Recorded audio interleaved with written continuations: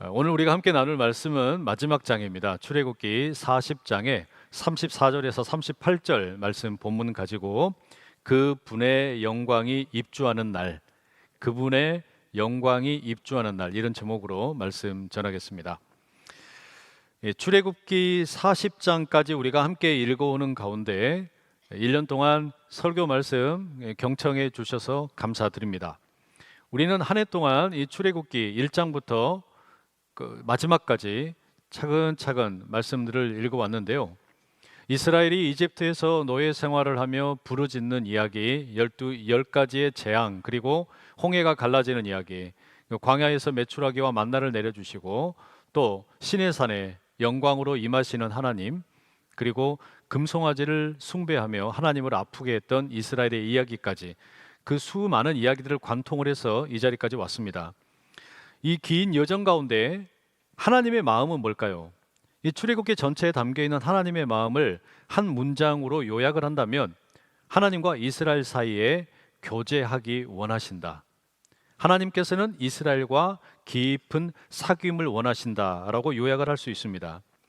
다시 말하면 하나님께서 이스라엘을 구원하신 이유는 그들에게 자유를 주기 위한 것도 있지만 더 깊은 하나님의 계획은 이스라엘과의 사귐과 교제에 있습니다. 출애굽기 29장 45절 이렇게 말씀하죠. 내가 이스라엘 자손 중에 거하여 그들의 하나님이 되리니. 이스라엘 자손 중에 거하여 그들의 하나님이 된다. 그들과 함께 나는 그들의 하나님이 되고 그들은 나의 백성이 되는 그 교제를 원한다라는 겁니다. 이스라엘의 입장에서 보면 출애굽기는 적과 꿀이 흐르는 가나안 땅에 들어가기 위한 목적도 있지만 더 큰 목적은 하나님의 임재 속으로 들어가는 것이다, 말할 수 있겠습니다. 이 긴 출애굽의 여정 가운데 돌이켜놓고 보면 모든 것이 하나님의 은혜였습니다. 특별히 시내산에 모세가 하나님을 만나러 올라간 사이에 그 산 아래에서 이스라엘 백성들이 금송아지를 만들었죠. 하나님을 정면으로 배신하는 행위였습니다. 하나님의 계획과 시간표가 아니라 자기들의 방식으로 자기들이 통제할 수 있는 하나님을 만들려고 했습니다. 언약을 파기하는 너무나 큰 범죄였습니다. 모세가 중보하지 않았다면 이스라엘은 그곳에서 완전히 멸망할 뻔했습니다. 하지만 하나님께서 은혜로 그들의 마음을 돌이키셨죠.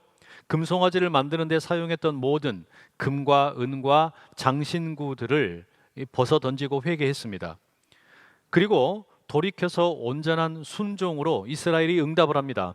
송아지를 만드는 데 썼던 금과 은과 각종 보석을 이제 하나님의 집, 성막을 건축하는 데에 아낌없이 드리게 됩니다. 백성들이 너무 많이 가지고 오니까 모세가 공포를 했죠. 이제 충분하다, 그만 가져와라 라고 말할 정도였습니다. 하나님의 은혜가 죄인들의 마음을 바꾸고 그 결과로 순종이라는 열매를 맺습니다. 그 열매가 뭡니까? 오늘 우리가 함께 보는 성막의 완성입니다.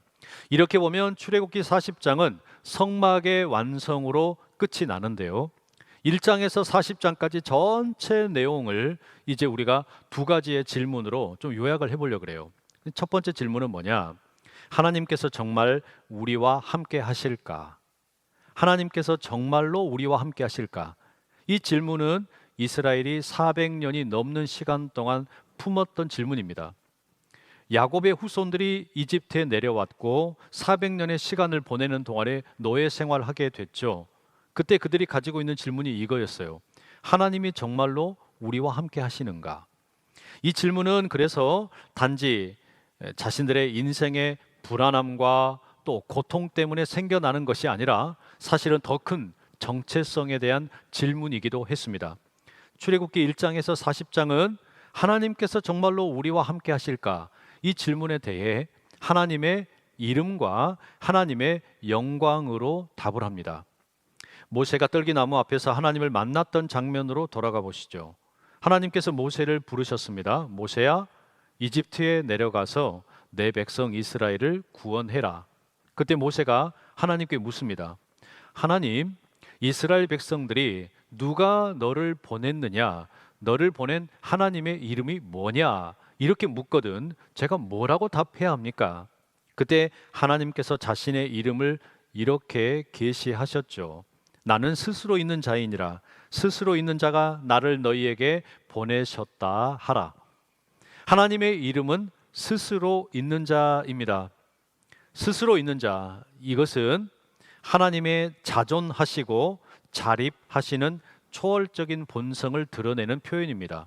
다른 어떤 것에도 의존할 필요가 없고 홀로 완전하신 분이다라는 뜻이죠. 이 세상의 모든 왕들은 흥망성쇠하지만 하나님은 그렇지 않다라는 겁니다. 이스라엘 백성들이 만들었던 금송아지는 사라져 버렸지만 하나님은 그러하지 않다라는 겁니다.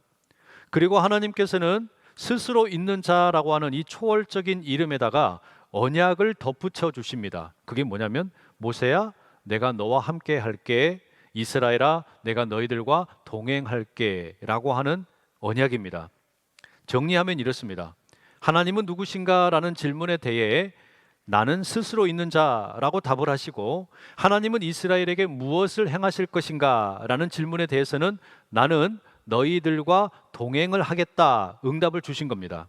그래서 하나님의 이름은 하나님의 임재와 동행을 상징하는 것이었습니다.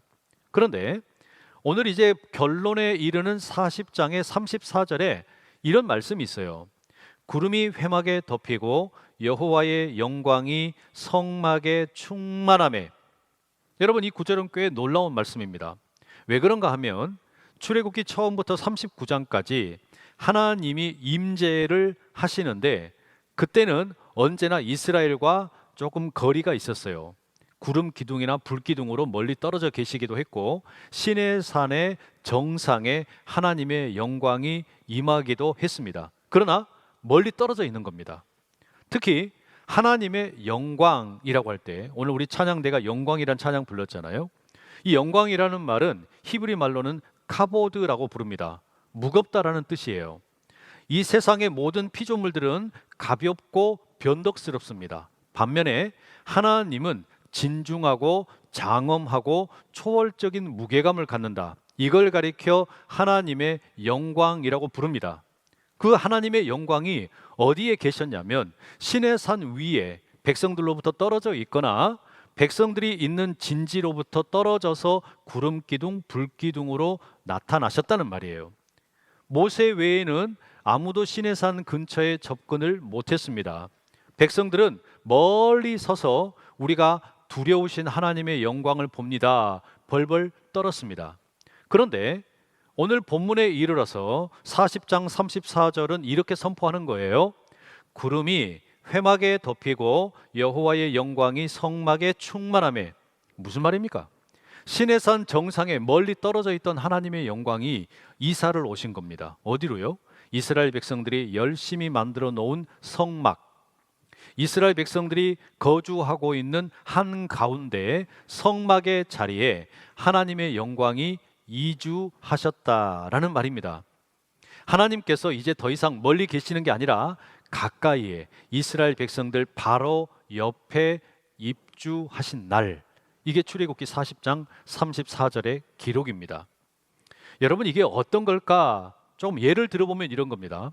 여러분의 옆집에 대통령이 이사 온다면, 여러분의 뒷집에 손흥민 선수가 이사 온다면, 여러분의 앞집에 재벌 회장이 이사 온다면 여러분 기분이 좀 어떨 것 같으세요? 뭔가 좀 특별하겠다 그런 생각 들지 않으십니까? 그분들의 이름값이나 명성 때문에 우리 기분이 괜히 좀 특별함을 느끼게 됩니다. 저에게도 좀 비슷한 경험이 있어요. 제가 안산으로 이사 오기 전에 일산의 한 아파트에서 전세로 살았습니다. 저희 가족이 안산으로 이사할 당시에 집 주인이 이 아파트를 팔았어요. 근데 누구에게 팔았냐면요, 아주 유명한, 여러분이 이름만 대면 알만한 연예인에게 팔았어요. 유명한 힙합 그룹의 멤버가 이 아파트를 구입을 했습니다. 기분이 묘하더라고요. 우리가 살던 공간에 유명한 연예인이 들어와서 산다? 신기했습니다. 하지만 성도 여러분, 유명인의 이사가 특별하게 느껴지는 것은 기분일 뿐이지만 그게 대통령이 되었든 손흥민 선수가 되었든 재벌 회장이 되었든 우리 옆집에 그런 사람이 이사 왔다. 기분이 특별해지는 것은 있지만 하나님이 이사 오시는 것은 완전히 다른 일이에요.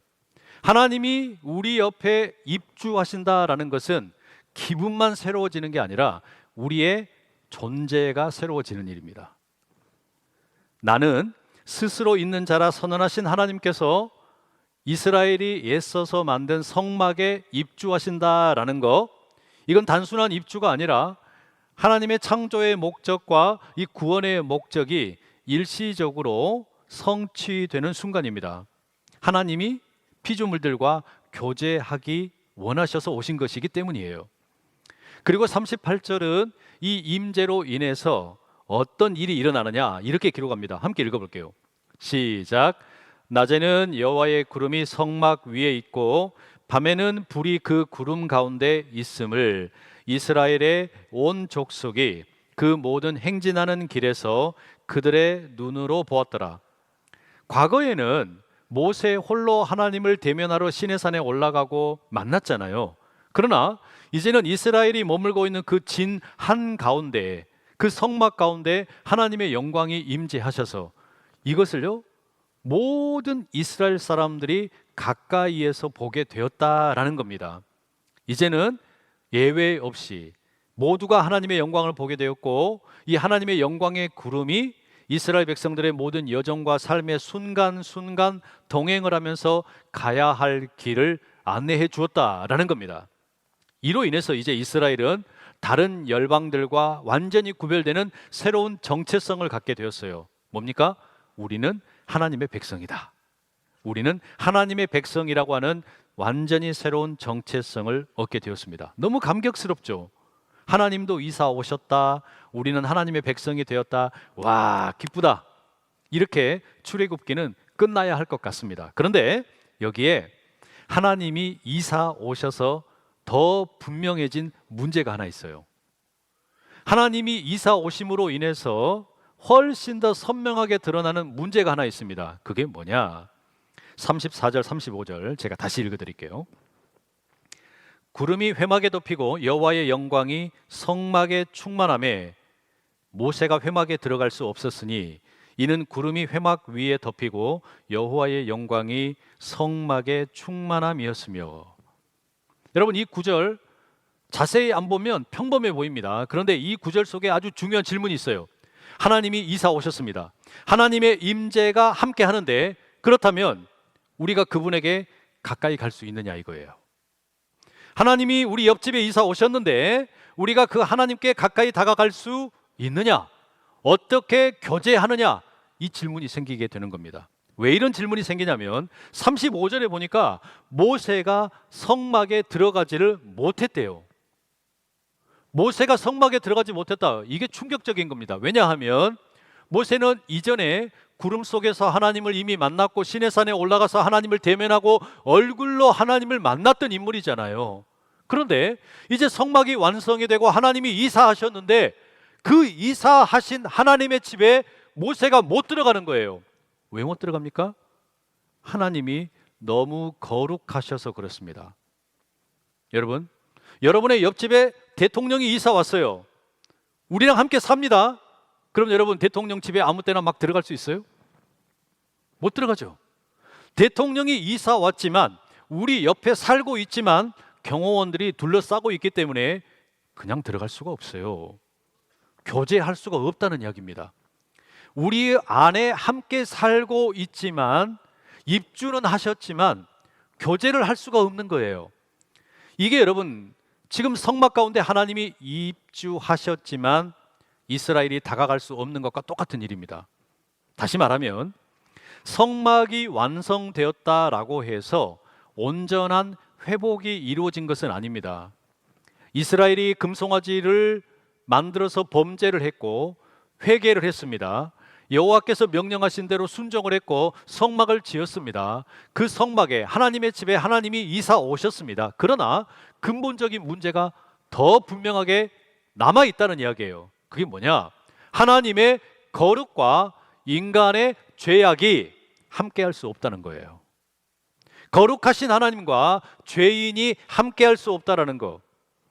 여전히 하나님의 거룩은 인간의 죄로 인해서 더럽혀질 수가 없는 거죠. 그래서 모세가 들어갈 수 없다라는 것은 하나님의 거룩하심 앞에 죄인이 함부로 들어갈 수 없다. 대통령이 옆에 이사 왔다 하더라도 우리가 함부로 다가가지 못하는 것처럼 그것보다 훨씬 더 커다란 분리 그리고 나누어짐이 있는 겁니다. 하나님이 가까이 계시지만 마냥 편안하고 만만한 분이 아니라는 이야기예요. 여러분, 출애굽기 12장에서 그 6월절의 밤에 이스라엘의 모든 문설주에는 어린 양의 피가 발라졌습니다. 죽음의 천사가 그 피를 보고 그 집에 들어가지 않고 넘어갔습니다. 마찬가지예요. 이 성막 가운데 하나님의 영광의 구름이 가득한데 이것은 이스라엘 백성들이 혹여라도 함부로 들어오지 못하도록 막아주고 보호하는 역할을 합니다. 죄인이 하나님의 영광의 자리, 거룩하신 자리에 함부로 들어올 수 없다는 거죠. 그래서 출애굽기 40장은요, 성막이 완성되었다라고 하는 기쁨과 감격, 그리고 완성된 하나님의 집에 하나님이 이사 오셨다라고 하는 이 기가 막힌 사실을 보여주지만 동시에 심각한 질문을 우리에게 남기는 겁니다. 도대체 어떻게 거룩하신 하나님과 죄인 된 인간이 함께 교제할 수 있느냐? 이 질문이에요.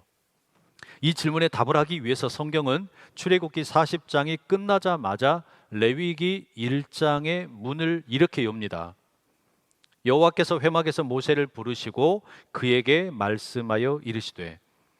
여러분, 긴장하지 마세요. 레위기를 강해하겠다는 게 아닙니다. 출애굽기 1년 동안 했으니까 이제 레위기로 바로 넘어갈 일은 없습니다. 다만 레위기 전체를 관통하는 주제가 뭐냐, 이걸 말씀드리려는 거예요. 출애굽기를 마감을 하면서 하나님의 집 성막 완성했습니다. 하나님이 입주하셨어요. 그러나 여전히 남아있는 질문, 거룩하신 하나님과 죄인 된 인간이 어떻게 교제할 수 있느냐, 이 길을 제시하는 게 레위기죠. 죄인이 하나님께 나아가려면 이 죄를 해결해야 됩니다. 희생 제물이 필요합니다. 그래서 레위기는 다양한 종류의 제사 이야기를 담고 있어요.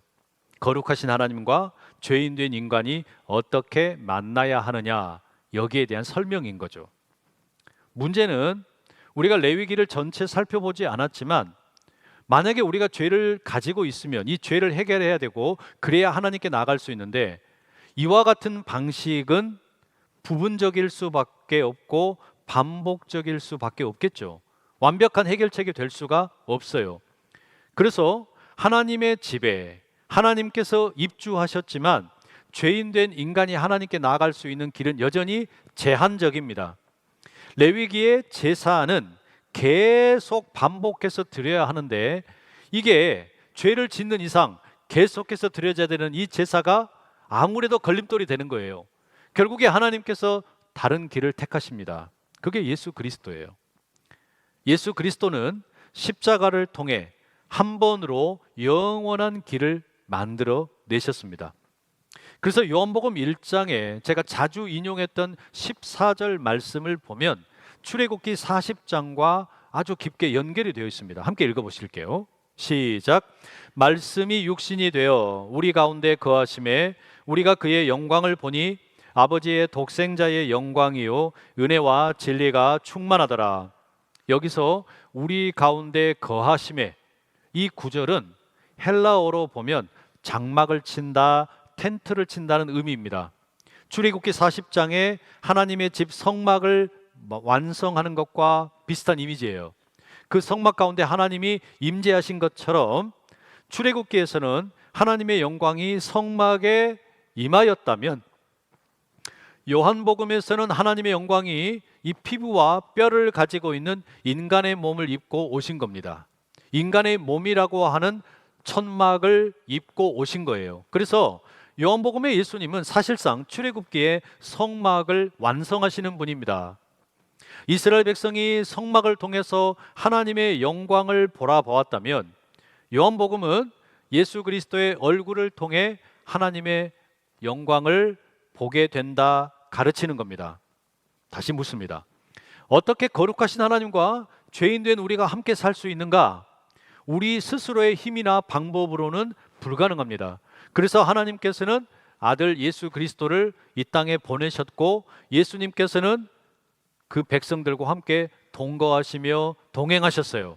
게다가 예수님의 죽음은 그 이후의 모든 사람들을 위한 해결책을 제시합니다. 예수님께서 십자가에 숨을 거두셨을 때 마태복음 27장은 이렇게 일어난 사건을 기록합니다. 이에 성소 휘장이 위로부터 아래까지 찢어져 둘이 되고, 여러분, 이 휘장은 그 성전의 성소와 지성소를 구분짓는 커튼입니다. 그래서 이 휘장 뒤에는 언약궤가 있고 속죄소가 있고 하나님의 임재가 있었습니다. 모세조차도 함부로 들어갈 수 없는 공간입니다. 그런데 예수님이 십자가에 죽으실 때 휘장이 찢어졌다, 이 말이 뭐겠어요? 예수님의 피가 온전한 영원한 속죄를 이루었다는 뜻입니다. 그래서 이제 더 이상 하나님께 나가는 길이 장애물이 없다는 이야기예요. 예수 그리스도의 죽음으로 인해 우리 모두의 죄의 문제가 해결이 되었고, 모세조차도 들어갈 수 없었던 지성소로, 그 영광의 자리로 예수님을 믿는 모든 자가 들어갈 수 있게 되었다는 이야기입니다. 그러니 우리는 십자가를 의지해서 하나님의 영광에 온전히 나가게 되었습니다. 과거와 비교할 수 없는, 구약의 시대와 비교할 수 없는 너무 큰 은혜가 주어진 거죠. 그런데 성경은 여기서 멈추지를 않습니다. 사도 바울이 고린도전서에서 이렇게 선언합니다. 함께 읽어보실게요. 시작. 너희 몸은 너희가 하나님께로부터 받은 바 너희 가운데 계신 성령의 전인 줄을 알지 못하느냐? 너희는 너희 자신의 것이 아니라. 우리 몸을 뭐라고 말하냐면 성령의 전, 쉽게 말하면 하나님의 성전이라고 말합니다. 예수님께서 부활하시고 승천하실 때 제자들에게 약속하셨죠. 내가 성령을 너희에게 보내겠다. 성령이 우리에게 임하셨어요. 성령이 임하시게 되면 우리가 성전이 된다는 거예요. 출애굽기의 표현을 빌리자면 우리가 하나님이 거하시는 하나님의 집, 성막이 되는 것이고, 솔로몬의 시대로 표현하자면 하나님의 성전, 예루살렘 성전이 되는 겁니다. 이제 성령께서 우리 안에 거하심으로 우리는 하나님을 모시고 살아가는 하나님의 집이 된 겁니다.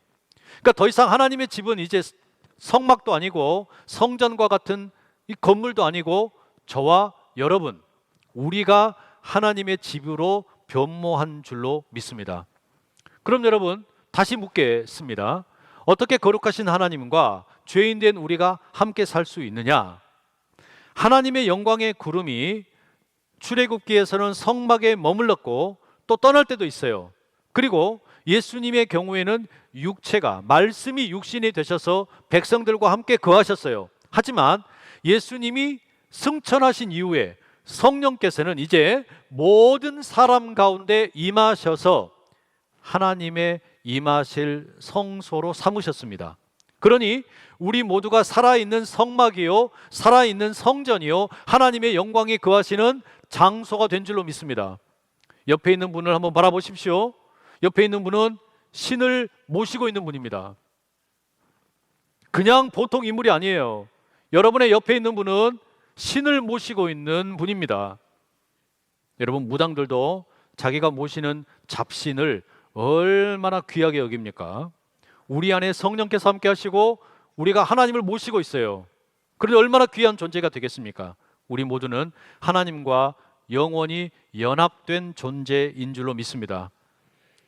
여러분이 이걸 믿으신다면, 예수 그리스도의 피로 인해서 이제 내가 하나님이 거하시는 하나님의 집이요, 하나님의 성전이 된 것을 믿으신다면 두 가지로 응답을 하셔야 돼요. 우리가 이 출애굽기 지금껏 1년 동안 함께 말씀 나눴는데 지금까지 말씀드렸던 거 다 잊어버려도 괜찮습니다. 그러나 이 두 가지는 절대로 잊어버리시면 안 돼요. 평생토록 잊어버리시면 안 돼요. 제가 왜 이렇게까지 강조를 하느냐?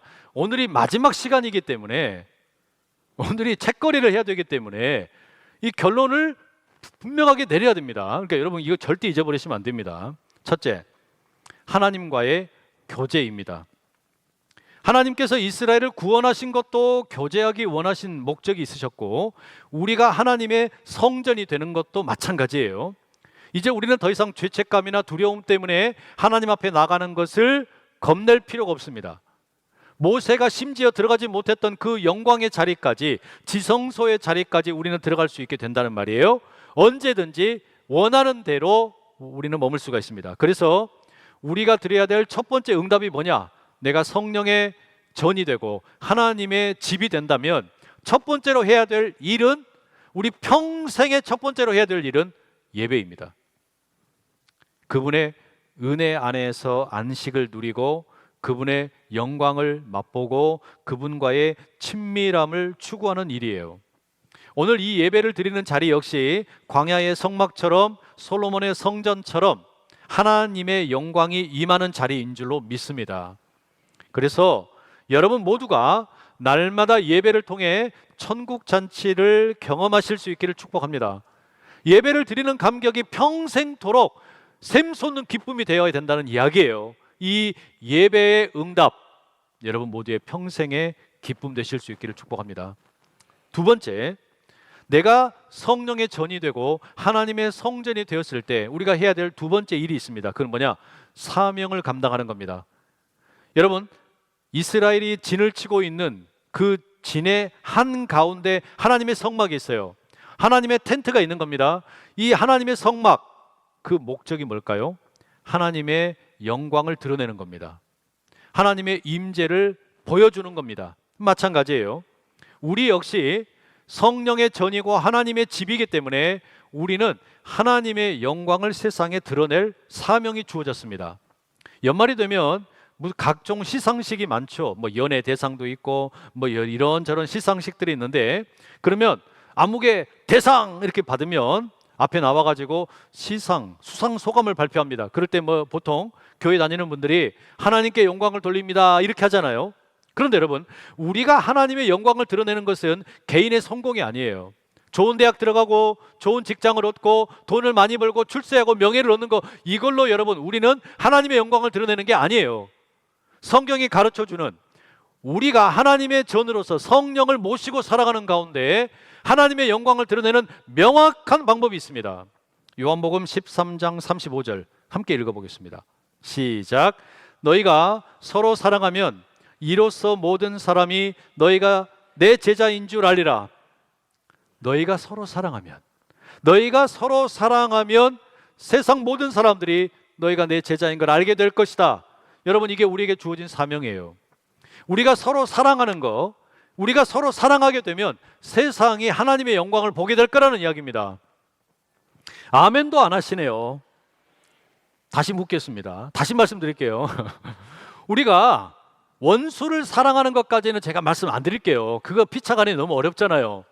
이거는 너무 어려우니까 단계를 밟아가면서 하나씩 하자고요. 원수를 사랑하는 건 일단 뒤로 두고, 예수님 말씀하신 건 뭐냐면요, 예수님의 제자 된 하나님의 백성들끼리 교회 안에서 서로 사랑하는 거, 이거라도 잘해라는 거예요. 우리 서로 가운데 잘하게 되면, 그 사랑을 잘하면 세상이 하나님의 영광을 보게 될 것이다.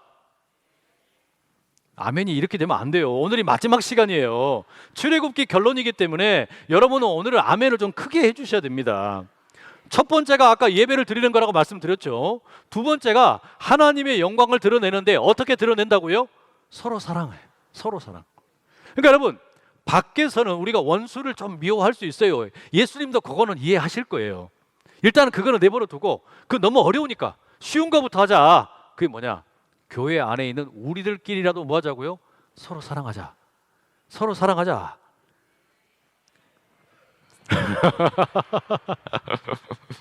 우리가 서로 사랑하는 자리에 하나님의 영광이 드러나게 될 줄로 믿습니다. 물론 여러분, 이게 절대 쉬운 일은 아니에요. 그래서 저를 좀 따라 하시면 좋겠습니다. 이번 한 주간, 이제 한 주간이 아니죠. 이제 연말 거의 끝나가잖아요. 2025년이 끝나기 전에 여러분 가정에서, 또 교회 안에서, 또 찬양대 안에서, 찬양팀 안에서, 교구에서, 구역에서 좀 불편한 관계들 있으셨잖아요. 예수님이 서로 사랑이라 그랬는데 내가 사랑 못했던 그런 존재들이 있다면 한번 따라 하시겠습니다. 내가 먼저 연락하고, 내가 먼저 사과하고, 내가 먼저 밥을 사겠습니다. 아멘을 하려면 크게 하시라니까요. 결론을 내립니다. 출애굽기의 마지막 결론이 이거예요. 우리가 1장부터 40장까지 달려온 결론. 예수님이 뭐 하려고, 하나님께서 뭐 하려고 우리를 구원하시고 이집트에서 노예 생활하던 이스라엘 백성들을 구원하셨습니까? 우리를 뭐 하려고 죄와 사망의 자리에서 옮기셨습니까? 그 이유는 하나님과 예수님과 성령님과 우리가 깊은 교제 속으로 들어가기를 원하셨기 때문이에요. 그래서 우리는 성령의 전이 되었습니다. 하나님의 집이 되었습니다. 하나님이 거하시는 자리가 되었어요. 그러면 우리에겐 두 가지 사명이 주어진 거예요. 출애굽 백성들에게 주어진 사명입니다. 하나님을 온전하게 예배하는 일, 날마다 천국 잔치를 경험하는 일. 두 번째는 우리가 서로 사랑함으로 하나님의 영광을 세상에 드러내는 일. 이 아름다운 역사를 함께 온전히 감당하실 수 있기를 간절히 축복합니다. 기도하겠습니다. 거룩하신 하나님, 우리 가운데 거하시기 위해 독생자를 보내주신 은혜를 감사합니다. 모세가 들어가지 못했던 그 임재의 자리로 우리를 초대해 주셨으니 두려움이 아니라 믿음으로 나아가게 하옵소서. 우리의 삶과 공동체가 주님의 영광이 거하시는 성막이 되게 하시고 이 세상 가운데 주님의 임재를 증거하는 서로 사랑하는 우리가 되게 하여 주시옵소서. 예수 그리스도의 이름으로 기도드립니다. 아멘.